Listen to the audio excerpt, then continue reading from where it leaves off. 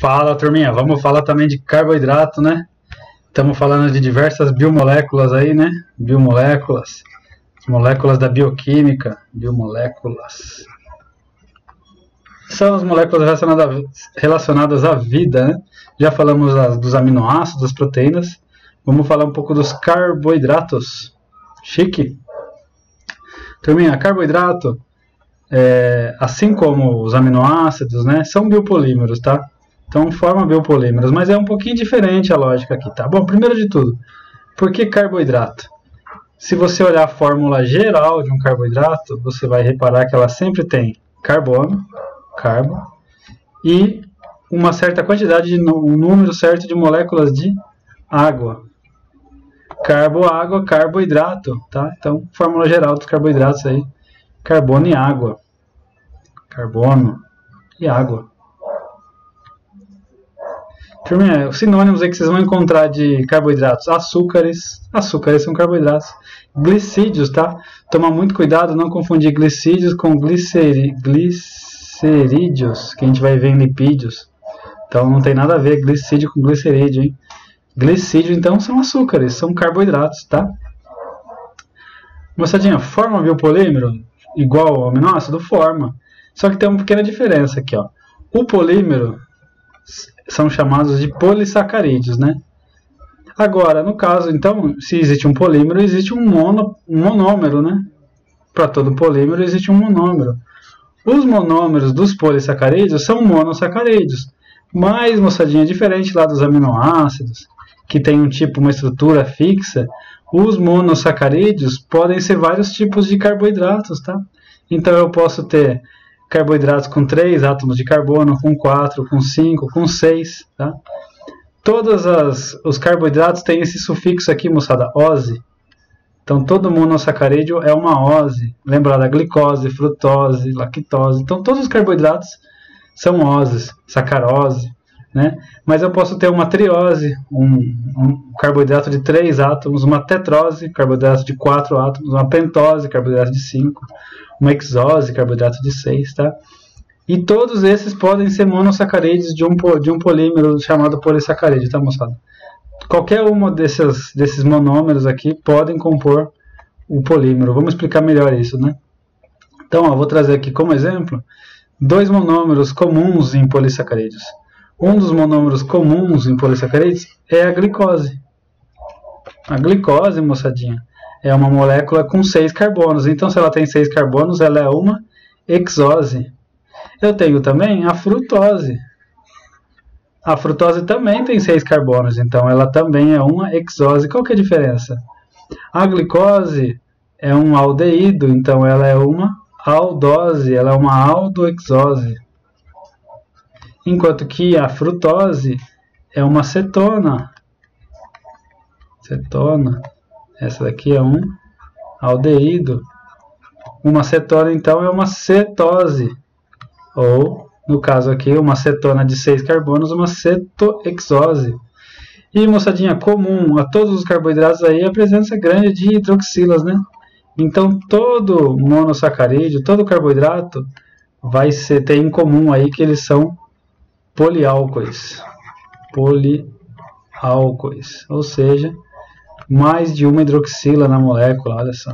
Se você reparar bem, moçadinha, glicose e frutose são isômeros, tá? A única diferença são isômeros de função, né? Enquanto a glicose é um aldeído, a frutose é uma cetona, mas ambos são isômeros, mesma fórmula molecular, C6H12O6. Então, moçadinha, aqui eu tenho um monossacarídeo, ó. A glicose é um exemplo de monossacarídeo. A frutose é um exemplo de outro monossacarídeo. Só que olha só que legal aqui, no caso dos monossacarídeos, né? Bom, primeiro de tudo, é mais comum, moçadinha, encontrar a glicose formando hexágonos assim, tá? E a frutose também. Então, 6 carbonos, mas na forma de um ciclo, tá? Então, essa forma aqui é a representação da cadeia aberta, mas é mais comum encontrar na forma de hexágono, tá? Ciclo hexano. Muito bem. Bom, o que é legal aqui desses monossacarídeos, né? Deixa eu apagar aqui, para não confundir vocês. Se eu tiver um monossacarídeo ligado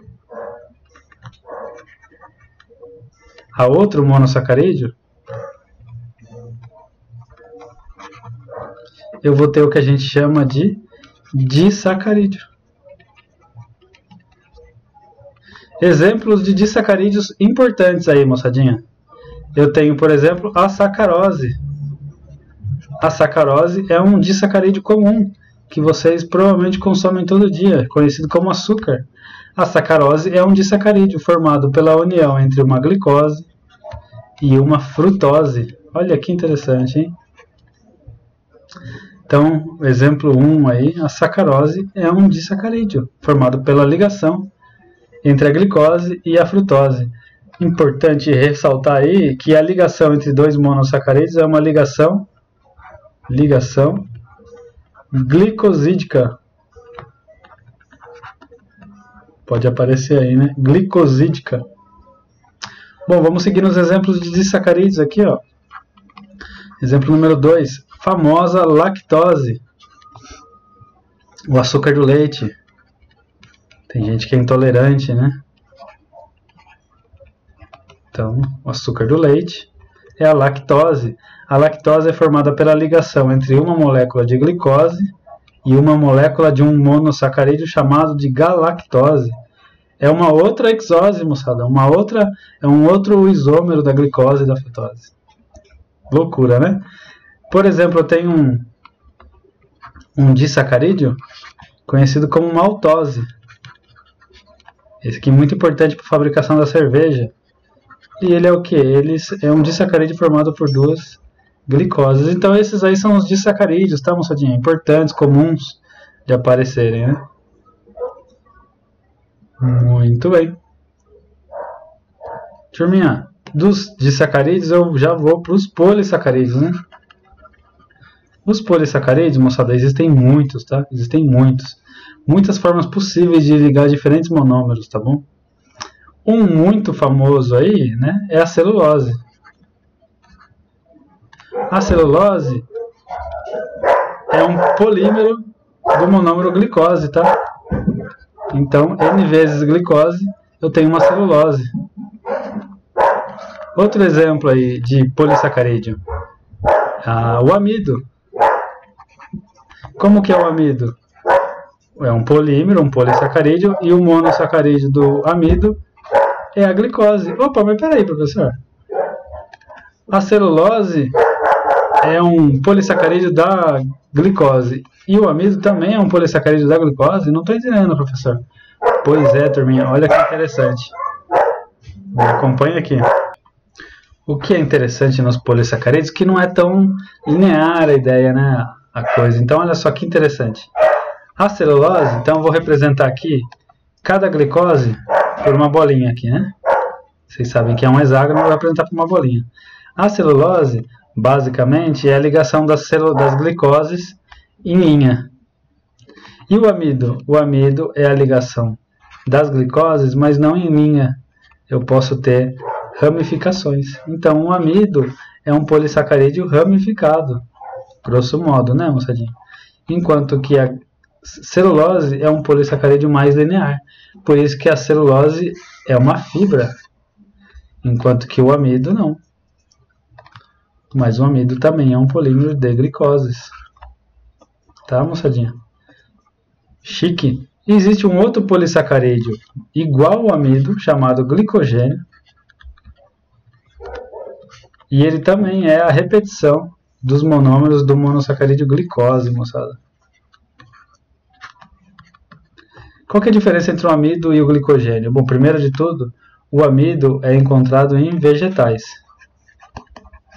enquanto que o glicogênio é animal. A única diferença real entre um amido e o glicogênio, né, é que é a origem deles, né?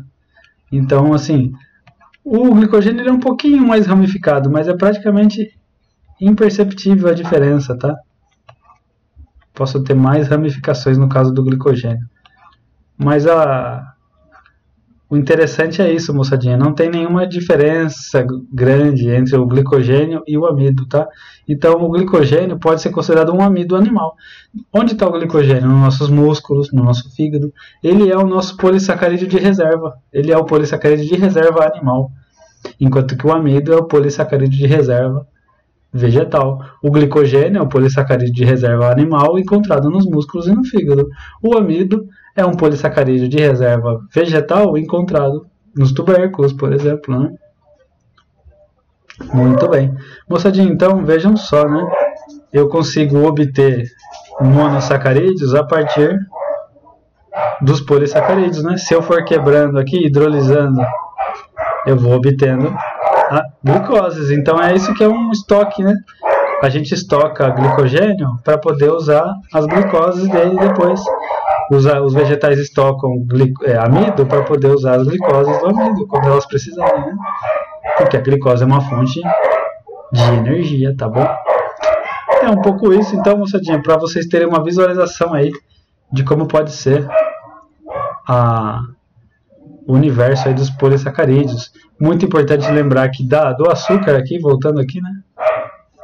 A sacarose, a fórmula molecular dela é C11H22O11. E a partir da fermentação da sacarose, eu posso obter o etanol, por exemplo, né? A fermentação, muito importante.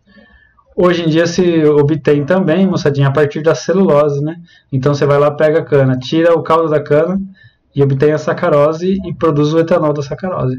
Mas você também pode pegar o bagaço da cana e obter as glicoses da celulose. Isso como? Utilizando enzimas que vão quebrar essas ligações aqui.